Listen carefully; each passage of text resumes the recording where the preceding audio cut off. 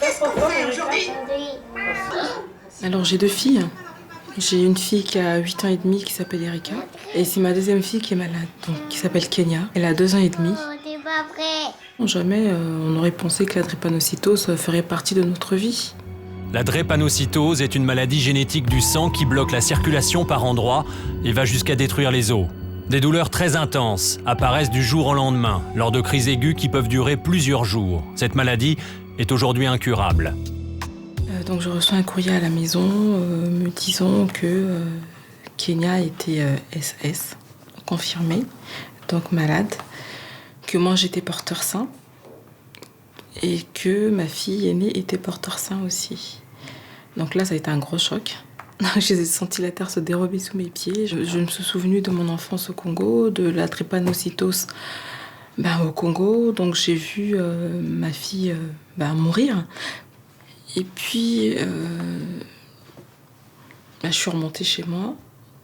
Leur père est rentré et je lui en ai parlé. Alors lui, c'était encore pire que moi. Et il était encore beaucoup plus choqué que moi. Il a aussi l'idée de mort sur sa fille, que sa fille allait décéder. Il n'en revenait pas. Et puis c'est là, en fait, qu'on s'est rendu compte que finalement, tous les deux, on était des porteurs sains. La drépanocytose est tabou, car souvent les parents découvrent en donnant la vie qu'ils ont transmis la maladie sans le savoir. Avec les enfants? Oui, d'accord. Kenya, Erika, vous venez? On a souvent parlé de la drépanocytose comme étant une maladie de race noire. Est-ce que c'est vrai? Est-ce que c'est faux?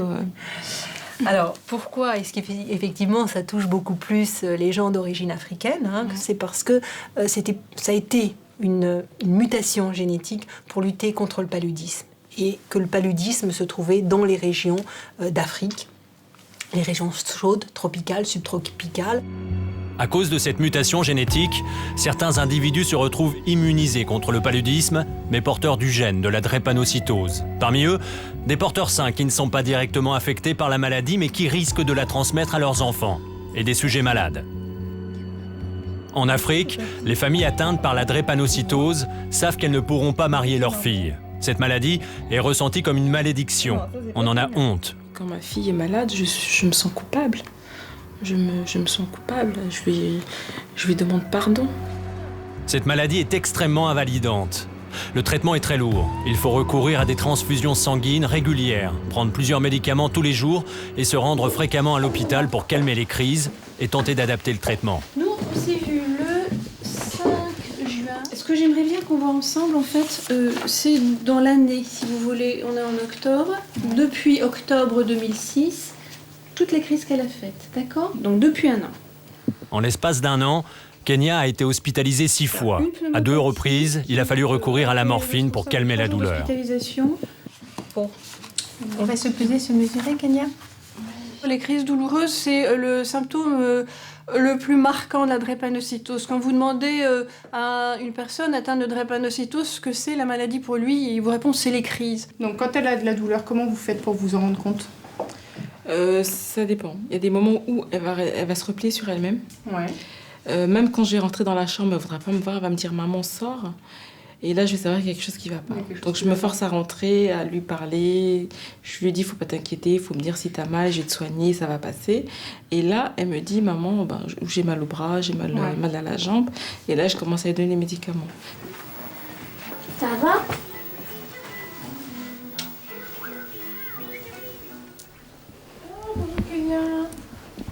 Si on avait diagnostiqué pendant ma grossesse qu'elle était SS, qu'est-ce que j'aurais fait?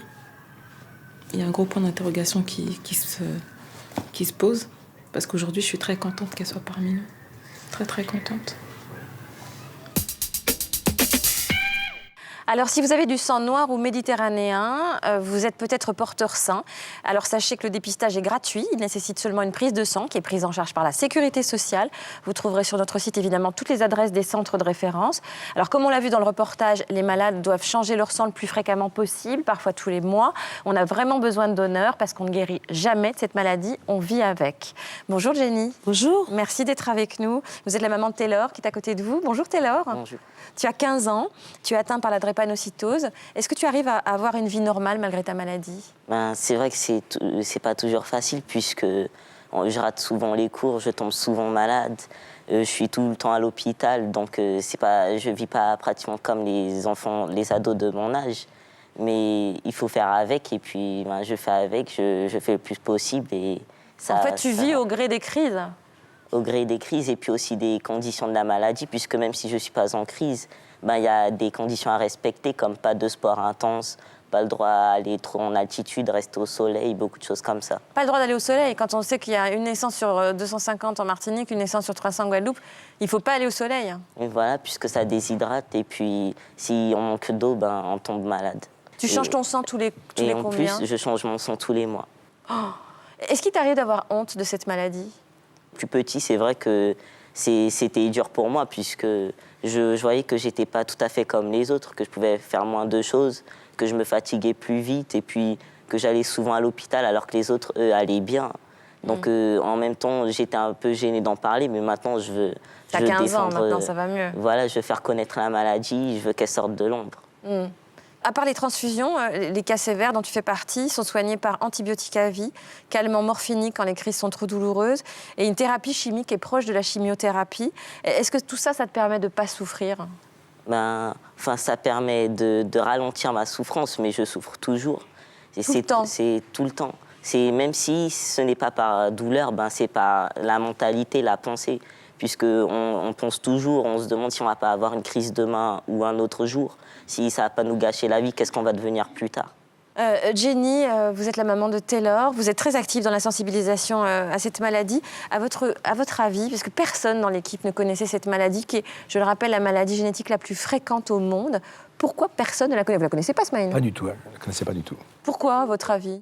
Tout bonnement parce que ça touche plus particulièrement, je dis plus particulièrement, les populations noires. Pour vous, c'est à cause de ça? Bien sûr, il n'y a pas d'autre raison. Il faut appeler un chat un chat. Si la maladie touchait une plus grosse métropole, je suis persuadée que, premièrement, les décideurs auraient fait des efforts en ce sens, et aussi les laboratoires pharmaceutiques investiraient beaucoup d'argent pour pouvoir fabriquer des médicaments. Mais évidemment, les populations noires, de surcroît pauvres, n'ont pas de quoi acheter les médicaments, ils n'en font pas. Il y a aussi le Maghreb, il y a aussi les pays méditerranéens. Oui, mais c'est moins. C'est pas comme en Afrique où il existe à peu près 100 millions de malades. Il y a des pays du Maghreb, il y a les gens du pourtour de la Méditerranée, et puis il y a aussi les Antillais. Des Antillais, des Français. Nous sommes des Français, mais des Français très loin. Nous savons même pas qui nous sommes vraiment, puisque nous sommes des Français très loin. Donc nous ne sommes pas considérés comme des Français. Tout compte fait, tout le monde s'en fout. Tout le monde s'en fout. J'ai souvent entendu dans les couloirs des hôpitaux, ils n'ont qu'à aller crever chez eux. Ah oui? Voyez, bien sûr. Bien sûr, on ne va pas nous embêter avec une maladie de noir, nous imposer des choses, parce que souvent, j'ai dormi dans les couloirs, j'ai dormi à même le sol dans les hôpitaux de Paris. Quand vous accompagnez votre fils? Quand Taylor est en crise, ce sont des crises extrêmement violentes, c'est très douloureux. Vous savez, des fois, la morphine ne soulage pas Taylor. Et donc, c'est vrai que je vais quand même le dire. J'ai entendu le personnel soignant dire le petit négro, il souffre toujours, il veut encore de la morphine parce qu'il est drogué, des choses comme ça. Attendez, c'est vraiment la maladie du racisme et c'est comme ça. Vous êtes en colère, vous? Je suis en colère. Je suis plutôt en guerre. Donc, quand on est en guerre, on a l'impression que... C'est vrai que je suis en colère parce que je me rends compte aujourd'hui que certaines personnes décident de la vie des autres. Qui va être soigné, qui ne va pas l'être. C'est la maladie génétique la plus répandue dans le monde. Un enfant sur 900, vous l'avez dit, en Île-de-France, on ne fait rien. Donc, on décide qui va être soigné, qui ne va pas l'être. Donc, on n'a pas le droit. Donc, c'est pour ça que je suis en colère contre ces personnes qui prennent des décisions. Vous voudriez quoi? Déjà, le dépistage, par exemple, le dépistage prénuptial pour les jeunes couples qui vont se marier, ça n'existe pas. Et je voudrais un dépistage pour toutes les personnes de la Terre et non pas toutes les personnes à risque. Parce que le dépistage, il est systématique, mais il est toujours ciblé. Donc, il y a un vrai problème éthique. Pourquoi? Parce qu'il y a des Blancs qui peuvent l'avoir? Bien sûr qu'il y a des Blancs. Dans notre association, il n'y a pas longtemps, nous avons une belle grecque aux yeux bleus qui est venue à l'association pour me dire « je suis drépanocytaire ». Donc, aujourd'hui... Du fait du métissage? Du fait du métissage. Ouais. Pour l'instant, on ne dépiste que les Noirs. Et les Maghrébins, enfin, les personnes à risque. Oui. Et puis quand il est trop tard, quand l'enfant est né, à la limite. Vos origines, des fois, on ne sait même pas qui nous sommes. Mais ça pourrait se détecter par amyosynthèse? Bien sûr, à 2 mois de grossesse, mais il faut déjà savoir si les parents sont porteurs tous les deux. Parce que quand on est porteur sain, on est comme moi, on n'est pas malade, on est comme mon époux, on n'est pas malade. Si on ne nous l'a pas dit, on ne le sait pas. C'est ça. Je ne sais pas si toi, je ne pense pas que toi, Taylor, entourée comme tu es par tes parents, tu le ressens, mais la drépanocytose, c'est une maladie de la malédiction. Et souvent, la malédiction de la femme. Il paraît que, alors, les deux parents sont porteurs sains. Mais quand on sait que l'enfant qui vient de naître est drépanocytaire, souvent, il y a une énorme pression des beaux-parents paternels pour que le mari quitte la femme, comme si c'était une malédiction de la femme. C'est quelque chose que vous avez vu? Bien sûr, surtout en Afrique. En Afrique, les femmes qui mettent au monde un enfant drépano sont répudiées, voire battues, voire tuées. Et l'enfant drépanocytaire, qui a toutes ces douleurs, qui est très ictérique parce qu'il a les yeux jaunes, puisqu'il casse ses globules rouges, cet enfant, moi, je vous le dis, en Afrique, dans certains pays, notamment à Kinshasa, on lui met du mazout, si c'est une petite fille, dans le vagin, dans l'anus, et on brûle cet enfant. Oh. Voilà. Et c'est comme ça qu'on fait là-bas. Pourquoi? Parce que pour ces personnes, la famille, c'est une malédiction. On aurait peut-être fait quelque chose, et maintenant on paye. Et puis, donc, il faut éliminer, il faut couper net cette malédiction, puis sinon ça va se perpétuer. Aux Antilles, c'est différent, mais c'est vrai que très souvent, les pères prennent la peau d'escampette. Ils prennent parce qu'ils veulent pas assumer. Voilà. Alors, et ça, c'est pour toutes les maladies. Si aux Antilles, il y a autant de drépanocytaires, c'est parce que c'est donc une maladie génétique, c'est donc un des cadeaux, entre gros guillemets, de l'esclavage. Comment c'est vécu? Comme une fatalité? Pour certaines personnes, absolument.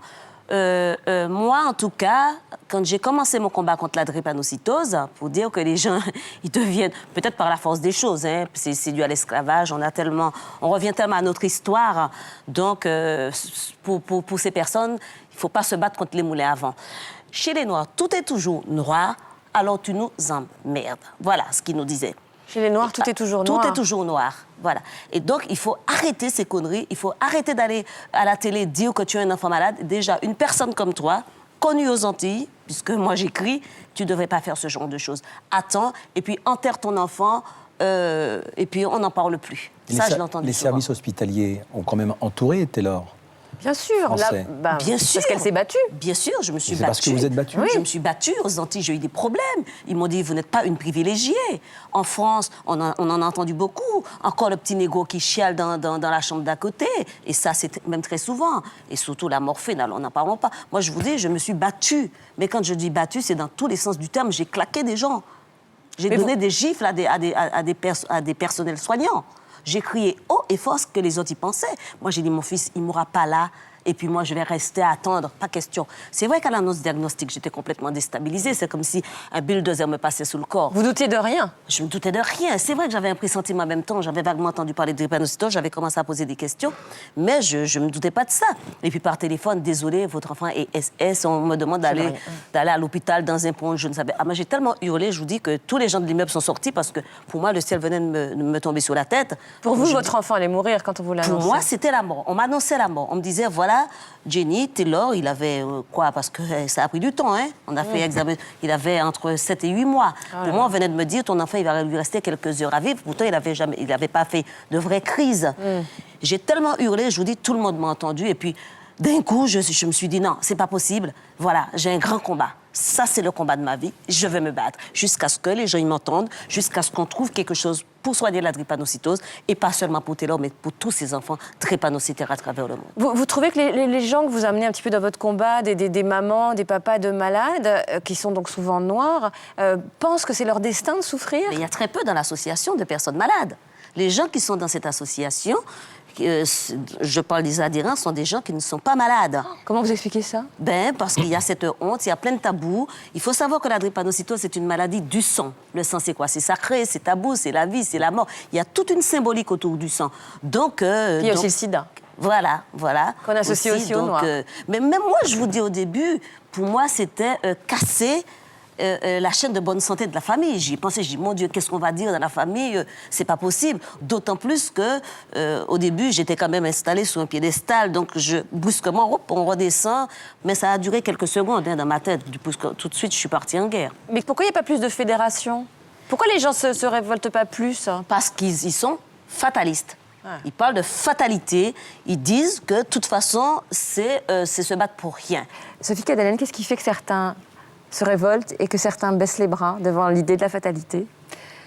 L'instinct de conservation qu'on a tous il ne nous porte pas toujours vers les plus grandes entreprises. Il peut aussi nous installer dans quelque chose, quelque part en nous faisant croire que c'est comme ça ne peut pas changer. Un enfant battu, par exemple, quelque part, il rend cohérent son univers en disant « les parents ont raison, ils m'ont battu parce que j'avais été méchant, ça leur fait du bien, ils m'aiment, c'est leur façon de le prouver ».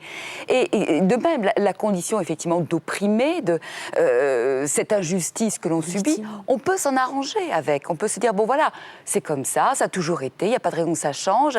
Et on s'installe dans cet univers et justement, on va s'échiner à ce moment-là à ne pas le changer. Il y en a qui me l'ont dit. Vous pensez que moi, je dois aller travailler le matin, l'enfant est malade à la maison, j'irai me battre en pensant que arriver à l'hôpital encore, on va traiter mon enfant de négro, l'enfant est déjà malade, il souffre parce que ce sont des douleurs atroces.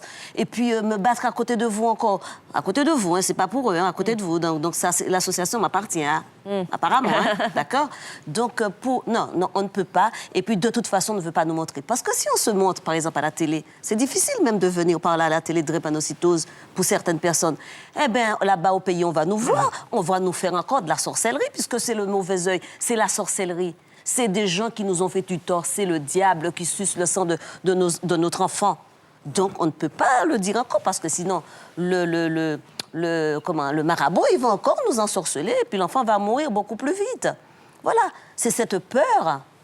Ça, c'est en Afrique. Aux Antilles, c'est la honte. Dire que j'ai un enfant malade, bon, on ne fera plus le beau, on ne va plus... Enfin, c'est toute une histoire autour de la maladie, ce qui fait les malades sont calfeutrés derrière toutes ces portes, n'osent pas sortir, n'osent pas parler, et puis et pendant ce temps-là, maladie avance. Il ne faut pas que ça l'empêche de rêver. Il ne faut pas que ça l'empêche aussi... Alors justement, je voudrais parler de ça avec toi. J'ai confiance en lui. C'est quoi ton rêve? Tu veux faire quoi? Tu veux combattre évidemment cette maladie, mais en même temps, tu voudrais t'inventer quoi? Déjà, bien sûr, j'aimerais guérir comme tout le monde. Pour l'instant, on ne guérit pas. Hein. Tu le sais. Oui, je le sais, mais de toute façon, je l'ai toujours en tête et je sais que j'y arriverai un jour. Donc, j'aimerais guérir et que aussi toutes les personnes malades guérissent. Et puis faire ce que je voudrais faire plus tard, que ça ne gâche pas ma vie. Tu veux faire quoi? Déjà, tout petit, je voulais être pilote de ligne. Donc on m'a dit que je ne pouvais pas à cause de ma maladie, puisque à cause de l'altitude, l'oxygène, tout ce qui est ça. Et puis aussi entomologiste. Entomologiste, pourquoi? On m'a souvent dit aussi les insectes, c'est dégoûtant, ça fait peur. Parce que déjà, j'aime bien les insectes. Et ça n'a aussi pas de sang, donc ça n'a pas la drépanocytose. Mais ça ne t'empêche pas quand même de continuer à rêver? Mais non, ça ne m'empêche pas du tout de rêver. Puis je sais que de toute façon, ces rêves deviendront réalité. Merci beaucoup pour vos témoignages.